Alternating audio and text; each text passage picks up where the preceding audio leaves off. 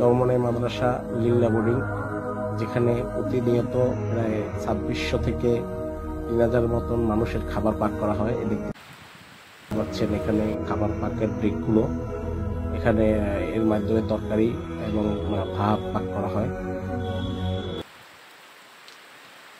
এই যে দেখতে পাচ্ছেন ডেক, এই প্রত্যেকটা চুলাগুলোই আপনার গ্যাসের দ্বারা রান্না করা হয়। এখানে যারা কর্মরত তাদের অনেকটা কষ্ট কম হয়। এই বাজারে আপনার গ্যাসের দ্বারা পাক করা হয়। ভাত রান্নার কিছু আধুনিক মেশিন আছে। ওই যে এখানে আলুর গুদাম বা আলু করা হয়েছে, এইটার দ্বারা আলু ভর্তা করা হয়, আর ওইটা আলু কাটা হয়। এখানে ম্যানুয়ালি আলু কাটা হচ্ছে,